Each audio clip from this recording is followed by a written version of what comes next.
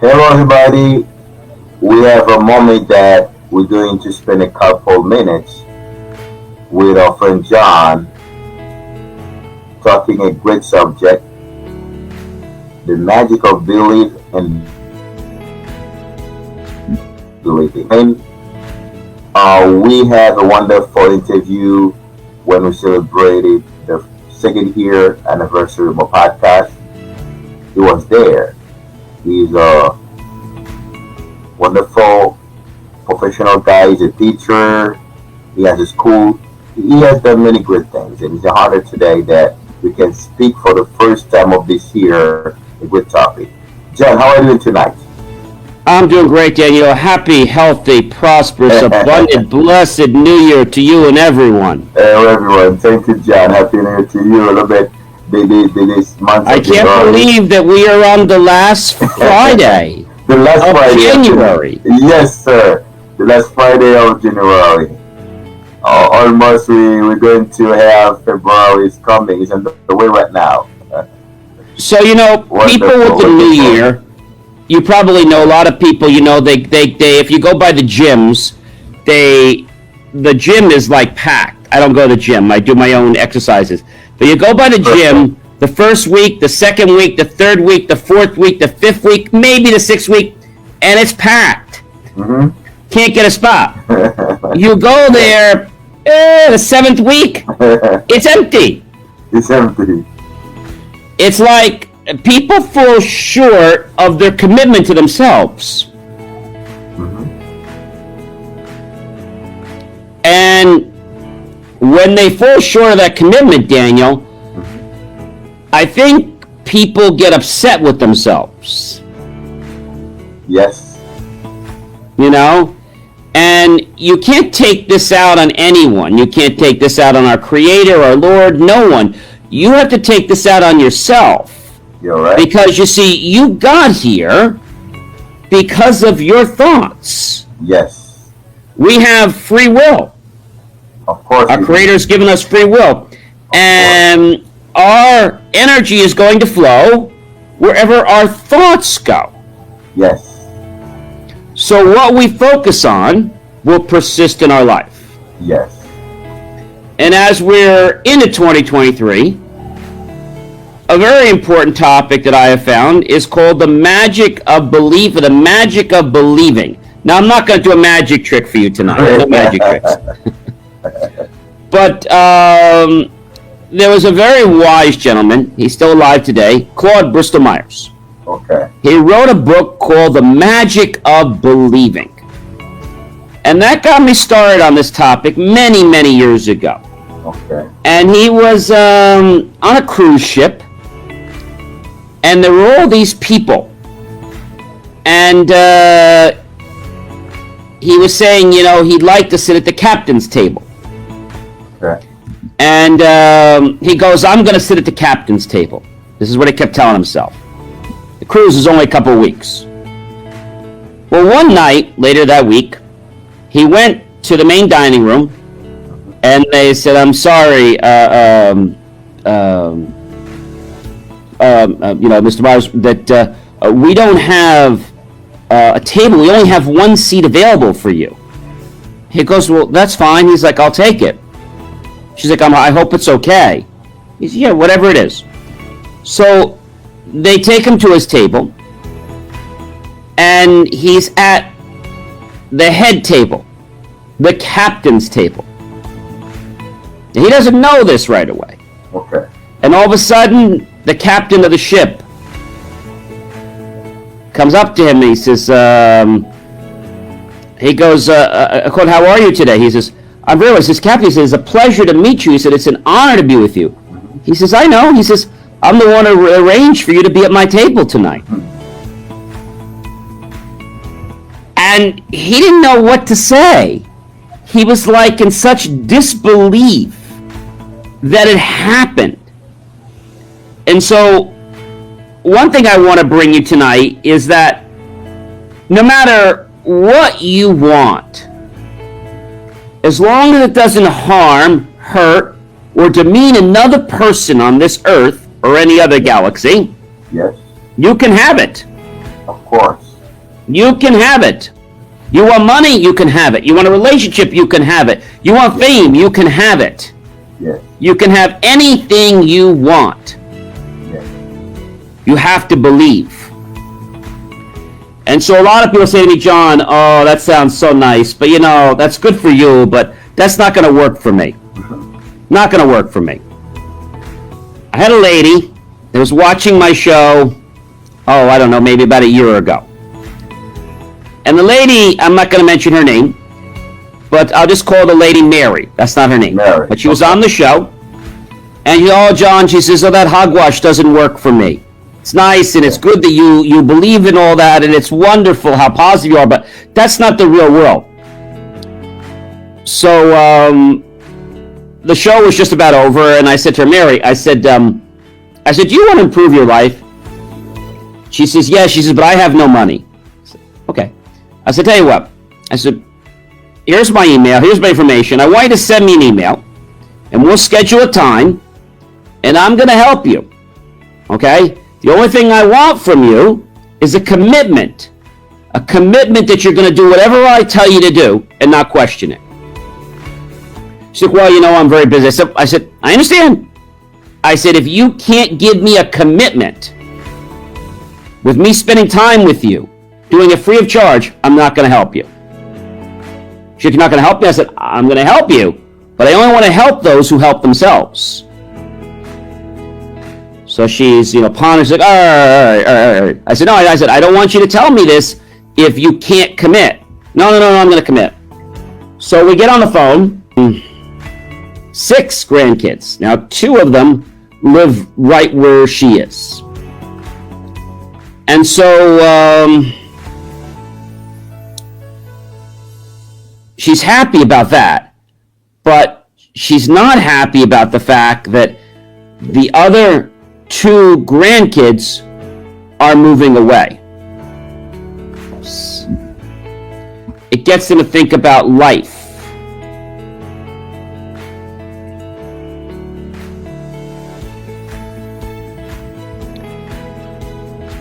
And I have to tell you that this lady was so distraught about losing 4 of her grandkids. Now, she wasn't losing them. They were just moving to another state.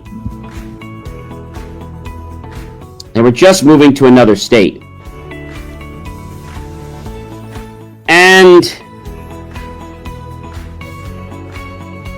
she was just very taken back by what was going on. Very taken back. She didn't know what to say. She didn't know what to do. She was just very confused. Like I said, hopefully Daniel will be joining us back again. I think he had some. So I work my finger to the bone. I barely get paid minimum wage. And I come home. I try to make a dinner for my family, and I can barely afford to put food on the table.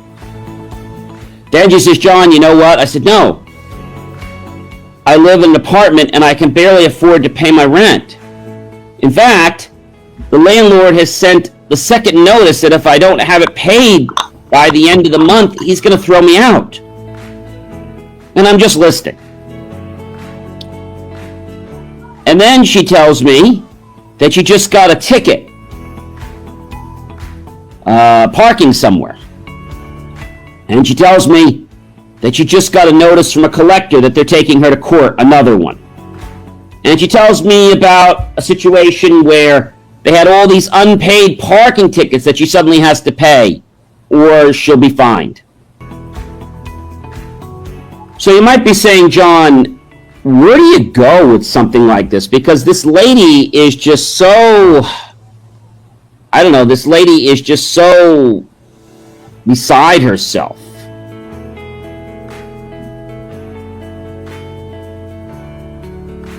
And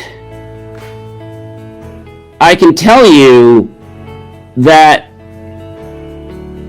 she didn't know what to do.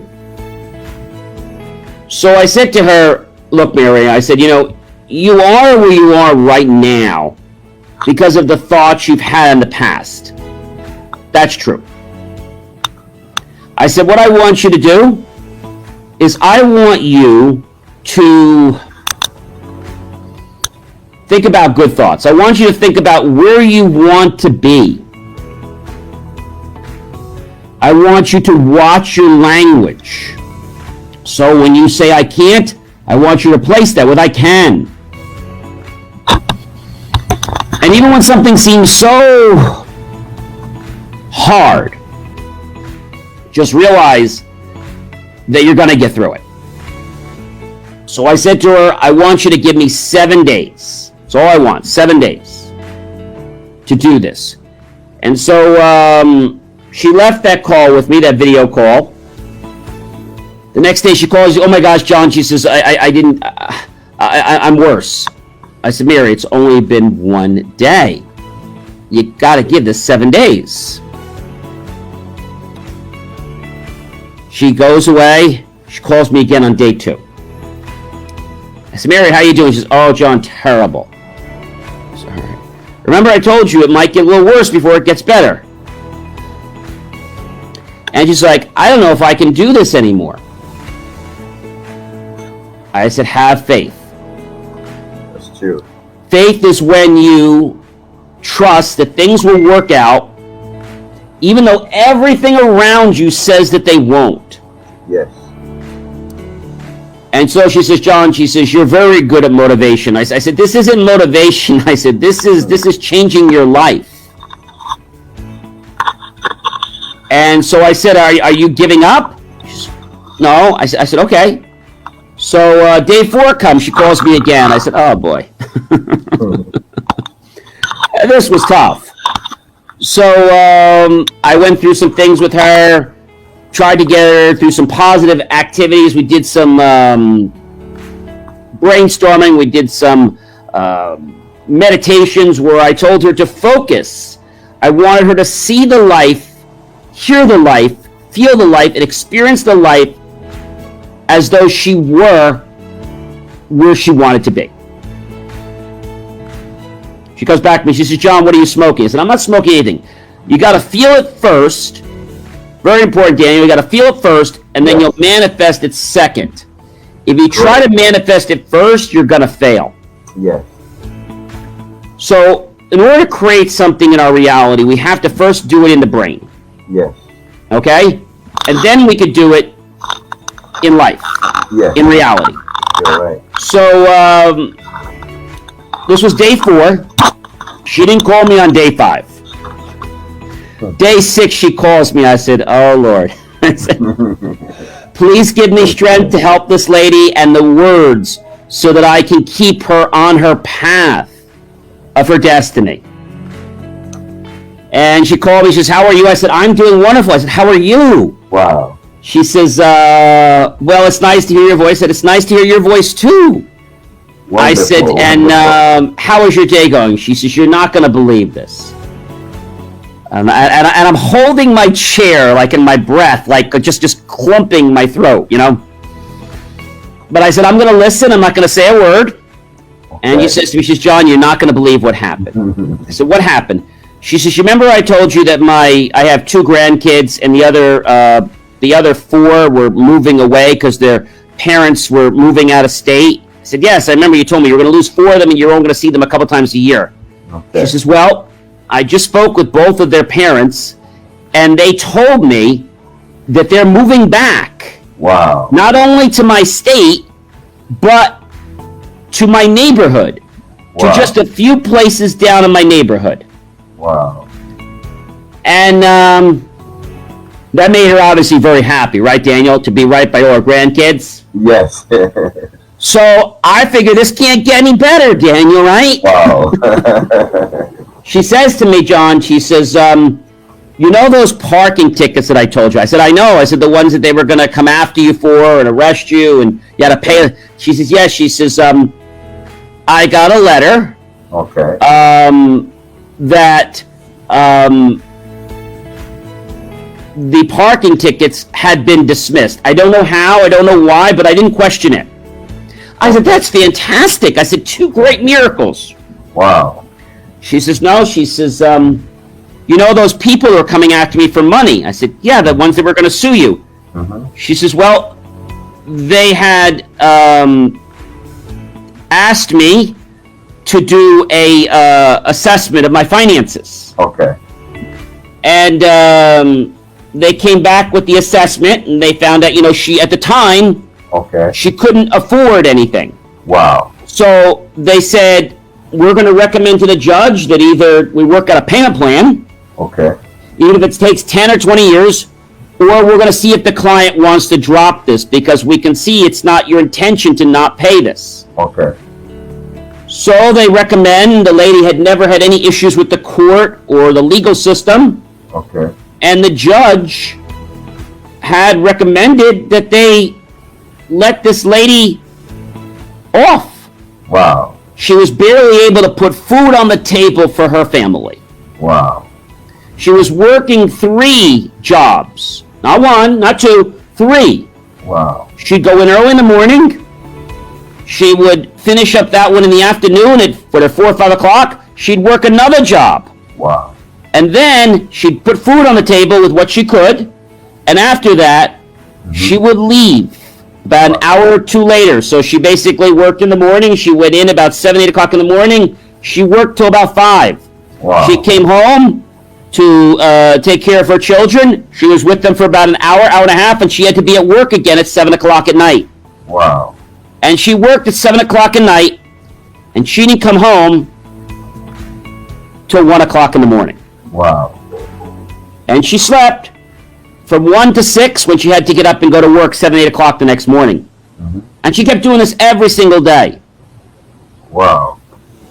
And I said, I remember you telling me that. She says, John, she says, you're not going to believe what happened. I said, tell me.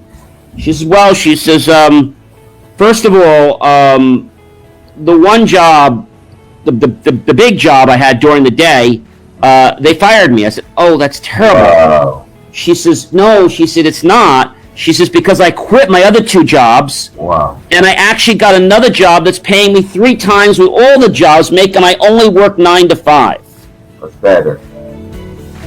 I said, well, that is like fantastic news. Wonderful, wonderful. She says, not only that. I said, there's more? She says, there's more. Wow. She says, you remember my landlord, I told you I can barely pay the rent, and he was terrible, and he wanted to throw me out, and I only have so many days, and I said, he keeps raising the rent. I said, I remember. I got a letter from him. I said, oh. I said, what did it say? It said that he never realized the situation that I was in. Wow. And in all the years he has been in business as a landlord, Wow. he's never helped anyone. And he said that you're barely able to stay alive. Now, he didn't know that she got her 3 jobs. He didn't know that she got her just her 1 job. Wow. He says, I'm going to lower your rent, okay? Just Wow. pay me a third of the month. Wow. Third of the rent, and you can stay here as long as you want. You make more money, you still pay me a third for as long as you and your family want to live here. Wow. So she's really living life. Her grandkids are back. She has a job that she loves, enjoys, and she also, after all this, told me that she is just so grateful and so thankful. I said, Mary, I said, what are you going to do? She says, I want to thank you for everything you've done. I said, I haven't done anything. Wow. I've just helped you realize your own potential. Wow. She says, and I haven't been a very good, she was Roman Catholic as well. And she says, I haven't been a very good Roman Catholic. And I said, well, I said, no one's perfect. She says, and I want to go to church this Saturday or Sunday. And I want to tell God, thank you. Wow. For changing my life, for creating these miracles in my life. That's great. And I said to myself, Daniel, Yes. If that can happen to one person Yes. with a little bit of belief, All right. a little bit of positive attitude, All right. it can happen for anyone. Yes, sir. So people say to me, John, every day, and before I should tell you this other story, there was a gentleman many years ago, it was based on a true story. He was at a fraternity party, and this guy didn't drink. But at this night, the frat brothers got him drunk. Okay. And he knew that if he got drunk, he'd be made a fool of, and they'd make fun of him. Well, he went to the restroom, and he was in there for quite a while. People were wondering if he was okay. And he looked in front of the mirror, Daniel. Okay. He looked at himself. Do you know the song by Michael Jackson? He didn't write it, but someone else did. Okay. Rest his soul, Michael Jackson died many years ago. Okay. He said, the man in the mirror. Okay. If you want to make the world a better place, Yes. take a look at yourself Yes. and then make that change. Yes. I'm starting with the man in the mirror. Yes. I'm asking him to change his ways, because no message could have been any clearer. If you want to make the world a better place, take a look at yourself and then make that change. You're right. You're right. You're right. So he's at the mirror, and he's kind of drunk, but he's talking to the mirror, and he's looking, and he says, look, these people are trying to get me drunk. Mhm. I am not drunk. I am sane. I am sober. Wow. I am holding my liquor. I am being respected. I'm not drunk. These people are trying to make a fool of me. Uh-huh. And they're not going to do that. Because, No see, way. I'm not drunk. I'm sober. I'm getting sober and sober. Each minute I keep talking to myself in the mirror, I'm getting more sober. You're right. And I'm not going to let these people make a fool of me. Of course. And you know what happened after he did that for 10 minutes? He walked out of the restroom. I said, you okay? He says, I'm fine. Hmm. And I'll call the guy Joe. That's not his name. Okay. Joe, how are you? He says, I'm fine. He says, would you like a drink? No, I'm good. You're drunk, right? No, I'm not drunk. I know you. Oh, we'll have a drink. I don't want anything. And they were very baffled, Daniel. Wow. They had him drunk. And he walked out in just 20 minutes, and he wasn't drunk. Wow. That's pretty amazing. So this gets me to think of something very powerful for our viewers tonight. Mm-hmm. There might be something you want, Yes. okay? And people say, write it down on a piece of paper. Okay, that's fine. But that doesn't make it happen. Your subconscious runs your body, Mm-hmm. okay? Over 97% of your body is run by your subconscious. Whether you agree to it or not, I don't care. It does. Yes.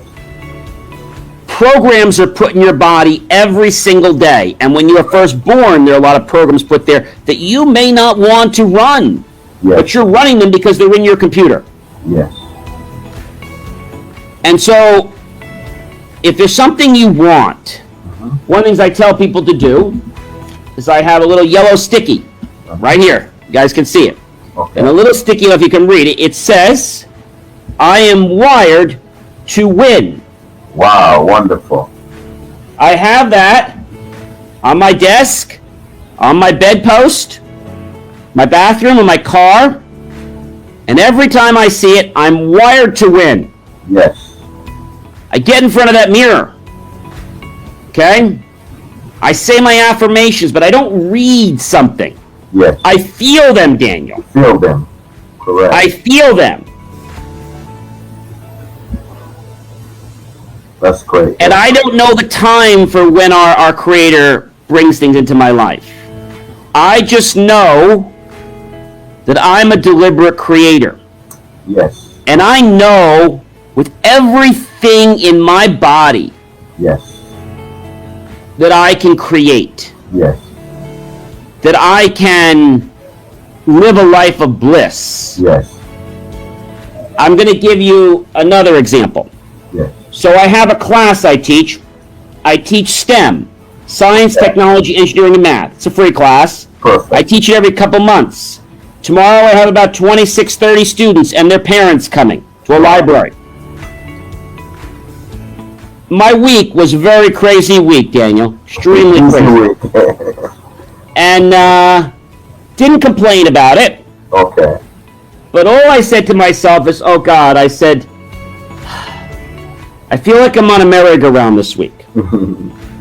I don't know how I'm going to get everything done. Okay. But I know somehow you're going to work through me. Yes, sir. And get it done. Yes, sir. Well, I just took each day by day. Okay. And one of the days that was supposed to be very crazy was going to be Friday.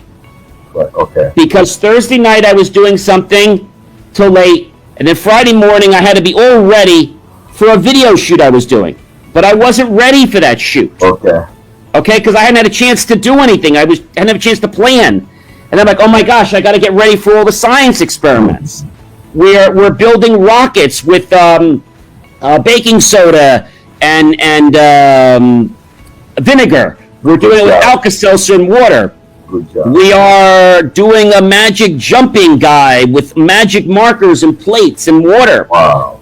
And we are building a lung and explaining the difference between a live lung that's healthy and one that's been smoking tobacco. Wonderful. And when Thursday hit, which was yesterday, I was still concerned about how I was going to get through my Friday and how I was ever going to get ready for my class tomorrow morning at like 10 o'clock. Because there's a lot that has to go into this to prepare and be well. Yes, yes. And I was like, God, I need time to rest. I need time to sleep. I don't know when I'm going to be able to do this. Like, help me. And Thursday, the epiphany came to me. And I said, you know what I'm going to do? I told one of my team members, I said, look, I said, instead of coming in tomorrow, why don't you come in on Sunday? He's like, well, I really don't care one way or the other, whatever works for you. I said, yeah, come in on Sunday. Okay. And so that gave me my whole Friday to myself. Wow.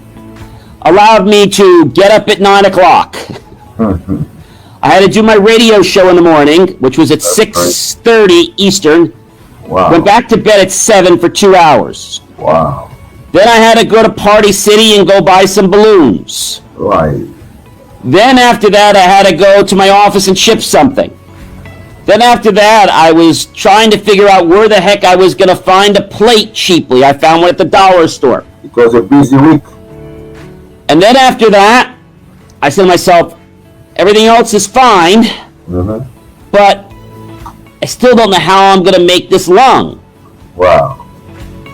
And the way you do it, so that you guys know, is you take a plastic bottle and you cut it in half.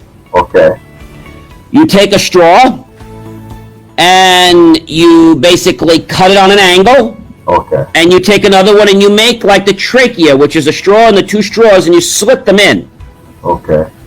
You use some glue or tape, and then you put the tape of one balloon on one end for one lung, and the other balloon on the other end. The one that's the bad lung, I put a little bit of water in, and I make that balloon black. Okay. So that people know that's not the good lung. Okay. Then I stick that into a Coke bottle. Okay. I put a hole in the top, and I have to tell you, I had to do this experiment at least 4 times before I got it to work. Wow, wonderful. Good job.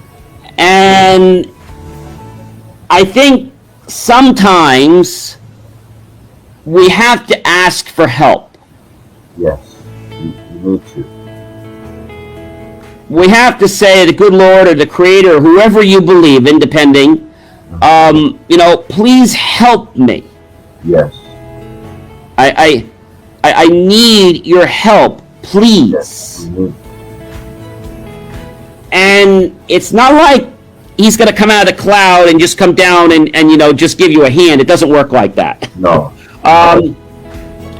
You might get an inspiration you might get a tip of where to do something or how somebody could support you. That's correct. And that's how it works. You probably remember the story in the Bible. I forget which chapter it was in. But there was a guy in the Bible, and he was in a well. Okay. All right? And person fell in the well, and one person comes by and gives him a rope. Mm-hmm. Okay? And the guy says, no, thank you so much, thank you. I'm waiting, somebody else is going to get me. Someone else has got me. Thank you, though, I'm good. So he passes up the rope. Another guy comes by, and comes by with a crane. He says, I'm here to lift you out. No, I'm okay. Somebody else is coming for me. I'm coming. Somebody's helping me. Okay. So another person comes by with a ladder. He says, no. Someone else is coming to help me. Guy comes with a balloon. Okay. Okay, to lower in there and help it. No. I'm good. Someone else is coming to help me. And finally, Lord Jesus Christ is by, and he says, I've been waiting for your help. He says, I sent you a guy with a rope, a guy with a crane, a guy with a ladder, and a guy with a balloon. I've been trying to help you. Oh. He said, no. Because he said to Lord, why aren't you helping me? And that's what he came back and said, but I gave you a rope, I gave you a crane, I gave you a ladder, I gave you a balloon. Like, what else do you want? Wow. And this draws me to a very interesting parable, and that is, sometimes the help that we want or what we expect does not happen in the way that we expect it to happen. Yeah, right. Like the guy who was, stuck in that well, had his mind set on Jesus Christ coming there and literally lifting him out. Exactly. But he sent other people to help. Man with a big rope, a crane, a ladder, and a balloon. Yes.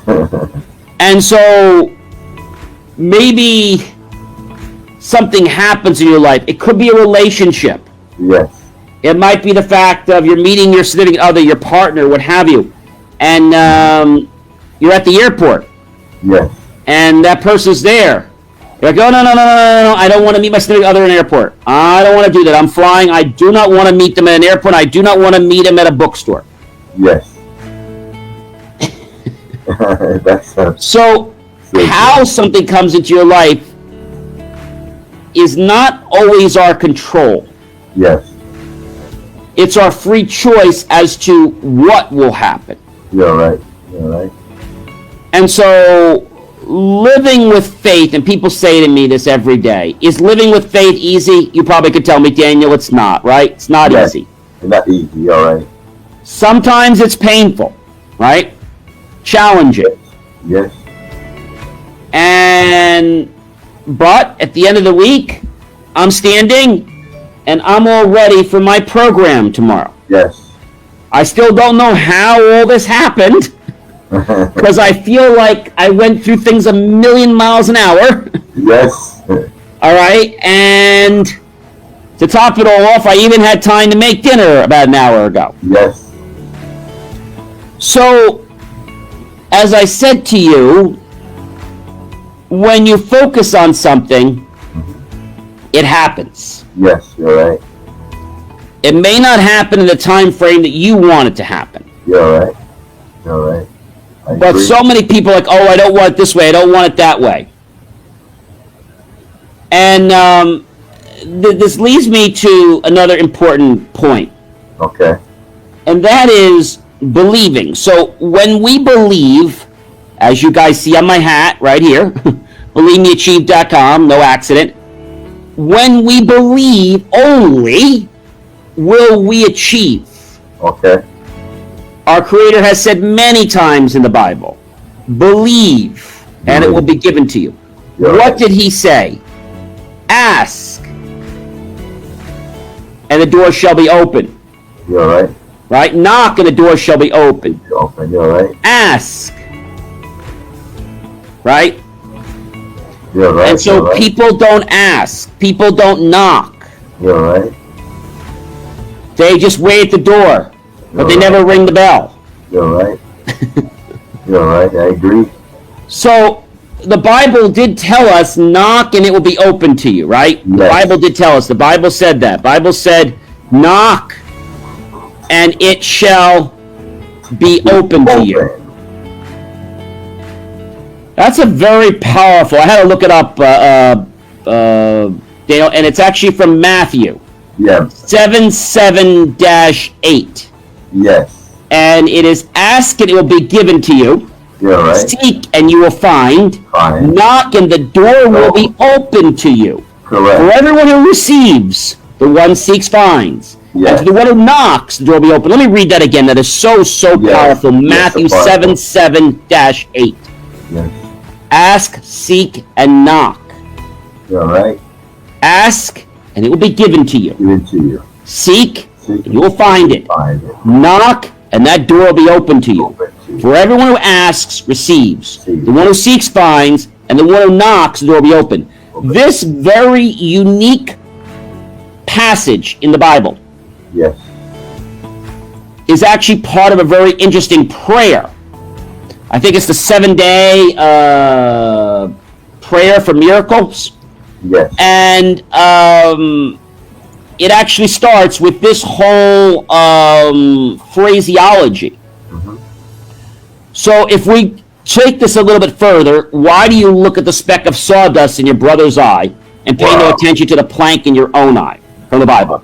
Wow. How can you say to your brother, let me take the speck out of your eye, when all the time there's a plank in your own eye? Yes. If you hypocrite, first take the plank out of your own eye, or I like to say is take the stones out of your hand before you try to ask your brother not to throw them at you. Exactly. And then you will see clearly to remove the speck from your brother's eye, but not before. Yes. Do not give dogs what is sacred. Do not throw your pearls to the pigs. If you do, they may trample them under your feet and turn and tear them into pieces. All right. Ask, seek, and knock. Knock. Ask, and it will be given to you. Yeah. Seek, and you will find. Knock, and the door will be open to you. All right. For everyone who asks receives. The one who seeks finds. And to the one who knocks, the door will be open. For which one of you, if your son asks for bread, will give him a stone? No one. No one. Or if he asks for a fish, will you give him a snake? No. No. If you then, though you are evil, know how to give good gifts to your children, how much more will your Father in heaven give good gifts to those who ask him? Wonderful. For in everything, do to others what you would have them do unto you. For this sums up the law and the prophets. Correct, John. Good job. Good. There's another part to that, which I have also learned. I don't know if you know the movie. I think it's called, there is a church, but unfortunately the church, they've done this in a way to do nothing but make money, Daniel. Okay. I forget the name of this church, but they've gotten hooked up with the whole Sony Pictures and Hollywood and all this stuff. Okay. And they have turned their church into this movie central. Wow. And I agree with their preachings, don't get me wrong. Yeah, okay. But their preachings were so in, why did the head second pastor leave the church to go to the ministry, to the film industry? Wow. Enter through the narrow gate. For wide is the gate, and broad is the road that leads to destruction. Many will enter through it, but small is the gate, and narrow is the road that leads to life. And only a few will find it. You know what this comes from, Daniel? You might know the movie. Yes. No, I You know the movie I'm talking about, right? No, I don't see that movie yet. The movie is Facing the Giants. Oh, Facing the Giant. If you look that up, the people who made that film really had a very good piece, but then they got greedy with the money. Okay. And I called them one time because I wanted to be part of this good news. Okay. And they told me, oh, we don't cast people out of state. We only cast our locals.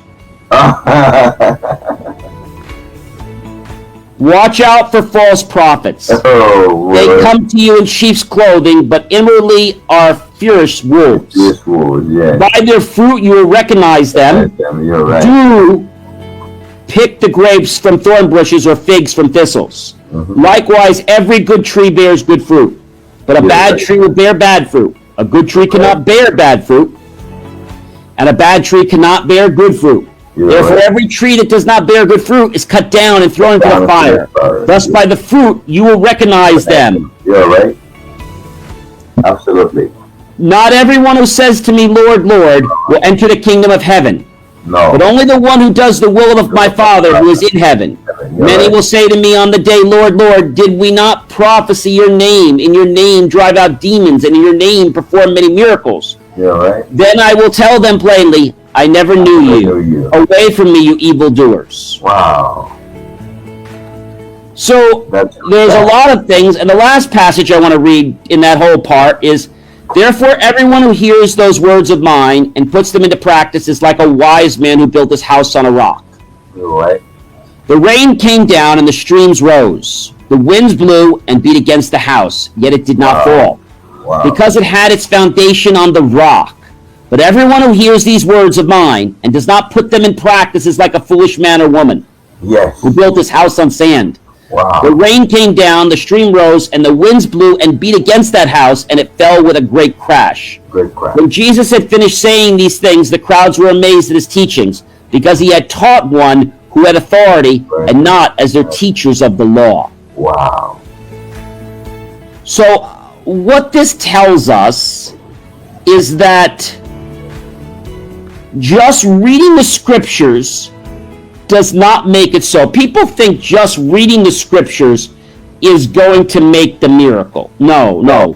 You have to prophesize. You need to bring that into your life. Yes.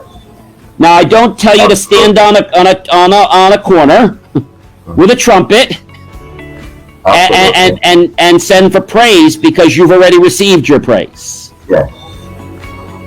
So, as the one thing was said in the passage, when you pray, pray in secret. Yes. So only the Father and I know that you're praying, not to be like the hypocrites so everyone knows you're praying. You're right.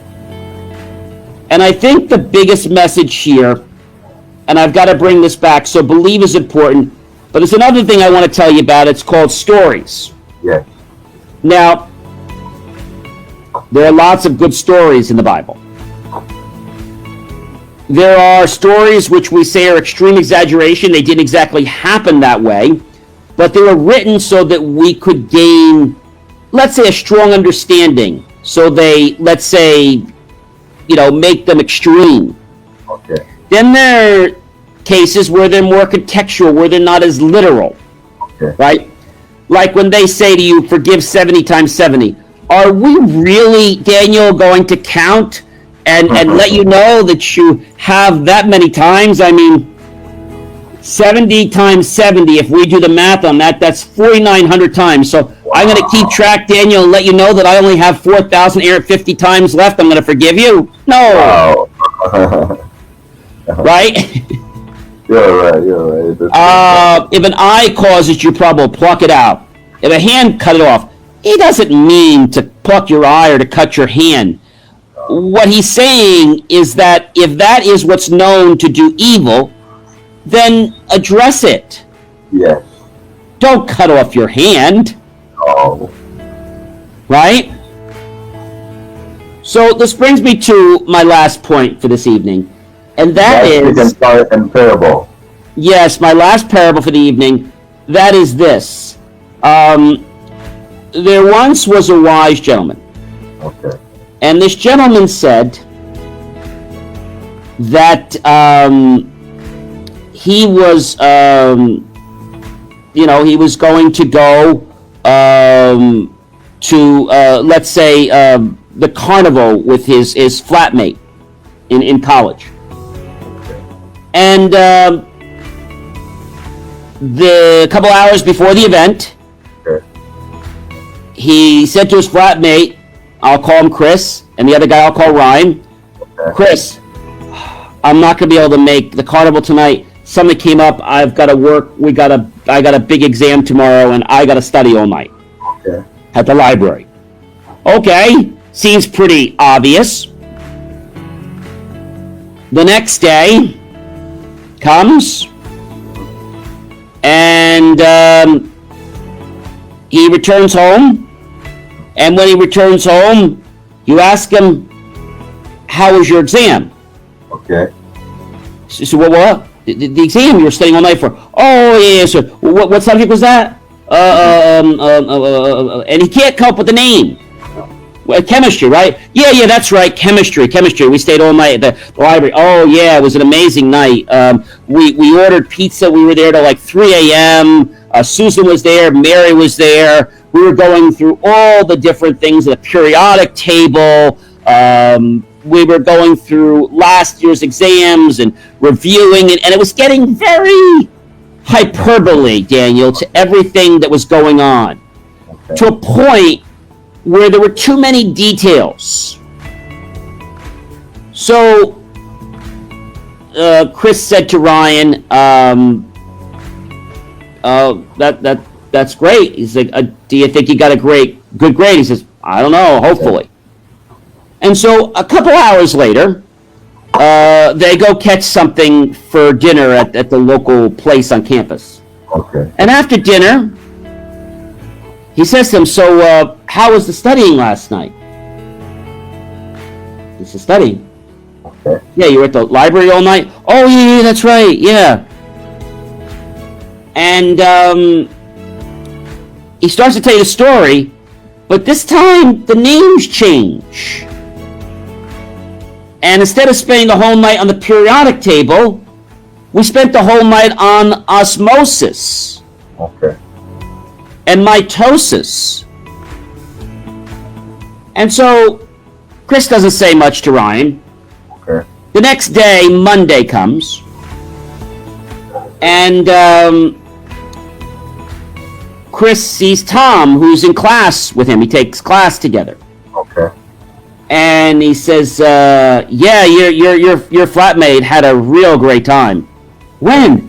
Oh, last Thursday night. Well, no, he was studying with his friends at the library. No, he was at the frat party, and trust me, he was so hammered, we didn't even think he was going to make it up for class the next morning. Really? Oh, yeah, he was singing all kinds of songs. Wow. So he said, here, take a picture. So he sends, Tom sends Chris a picture, and he goes back to Ryan. He doesn't say anything bad. He goes to Ryan. He says, so did you get your test back yet? He said, no, I didn't get it back yet. He says, well, he says, it's great that you're so conscientious, that you put in time to study, and it's good that we have a great level of trust, and that, we can count on each other. Absolutely. So now, he pulls up his phone, and leaves it on the table. Doesn't say anything. He leaves the picture of him on the screen. Wow. And he says, what's this? He says, I met Tom just before, and Tom sent that to me. What? When was this? Thursday night. While you were at the library. I guess that was some studying party you had at the fraternity. Wow. And he suddenly sinks down to lower than when he was born. Okay. And he doesn't know what to say. And he knows that he really betrayed Chris's trust. Wow. Chris doesn't say anything to him about it. Wow. Other than what you just heard. And so the next week, this eats away at him. Like you can't imagine. Wow, that's so sad. And Chris comes back, Ryan comes back to Chris and says, hey, look, I screwed up. Okay. And I want to make it up to you. Wow. You know, maybe we can catch a show or we can catch dinner or something on me. And so Chris says to Ryan, you know, that's really nice, but wow. Don't think you're going to take me out to dinner and a play wow. and then do this all over again. Because if I let you take me out and you ever do this again, we're done. Wow. And he paused for a moment. Okay. And he says, no, he says, I'm not going to waste money on you. If I was going to do this again, I wouldn't waste money to try to get you back in my life. I mean, I want to prove to you that I was wrong and I screwed up. Okay. The moral of the story here is that when someone tells you a story and there's too many facts in there, okay, it could be a vacation, it could be a date, it could be anything, but they got too many facts in there, okay, there's a good chance they're probably lying or prevaricating to you. Okay. And when that happens, you have a choice. Yes. Do you confront that person or do you let them hang themselves? Yes. Most egos would say they want to confront that person, but what would you gain by confronting that person? Wow. You would appear to be the victor. And you would appear to be the one that's mighty. Wow. But when you decide to let go, or let things flow or go away, wow. without putting attention to that, you become the victor because now it starts to fester in other people. Yes.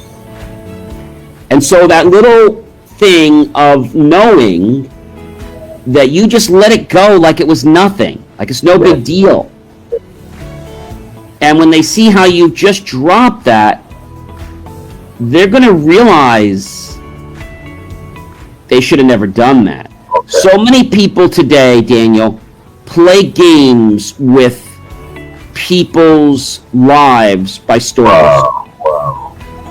They lie about what they promise. They say they want to help you, Okay. but they really don't. Wow. They're just in it for their own financial reward. That's so sad. And I believe that belief, if you live every day of your life with belief, Yes. with strong conviction, Yes. it is then that you can create that life that you have been yearning for since the day you were born. Wonderful, wonderful. Dr. John, thank you very much for the wonderful topic about believe, the power, the magic of belief and believing. It's a wonderful topic that we understand that belief is a conviction, something you get conviction by reality. And then everybody has different belief. But when you can believe in the truth, in the reality of life, where the thing goes, is the powerful thing.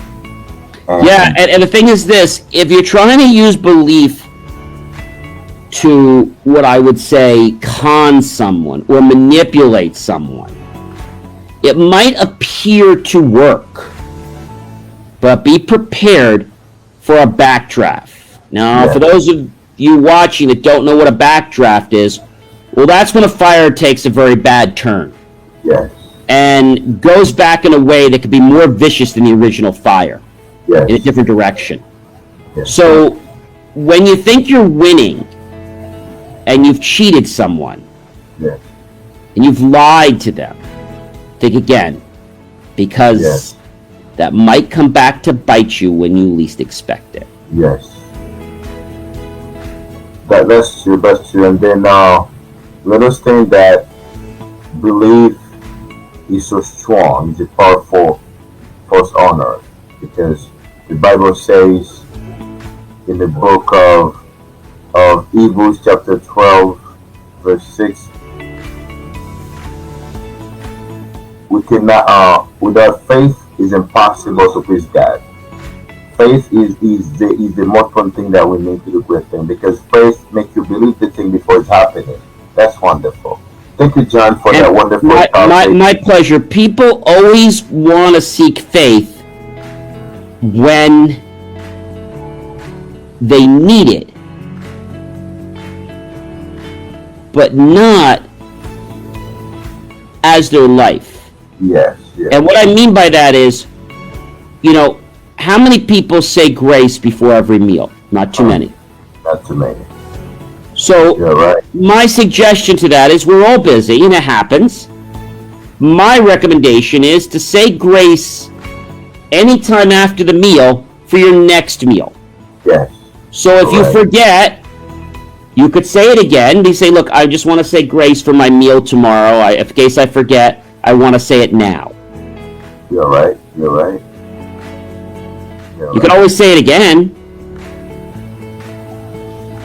But faith, many people have, it almost reminds me like credit. People never give you credit when you need it. Yes. They give it to you when you don't need it. Yes. Faith is something you need to have when you don't need it, not just when you need it. Yes. It's not a fast food place that will just, dial faith because I have an emergency. Every day we're alive is an emergency. Yes. And I feel that if we can connect with our purpose, yes, we can find more faith. Yes. We can find people that will be on our path. You're right. Those people that seem to be on our path, but then they change. They were never on our path to begin with. You're right. What they did was they manipulated you or manipulated us. You're right. Just because someone's nice to you does not mean they support you. You're right. I've learned that a long time ago. What are you doing for me? That's the only reason that's the only reason I'm being nice to you. But people think just because they're being nice that they must just be doing it to be nice. No. They've got their hand out wanting something from you. So when someone is too nice and it's too quick, out of the blue, I always say to them, so, just curious, what's your hand out for? Huh? Well, you're being so nice and you hardly even know me. What are you looking for? No. You must be looking for something. And it throws them off track, Daniel. Wow.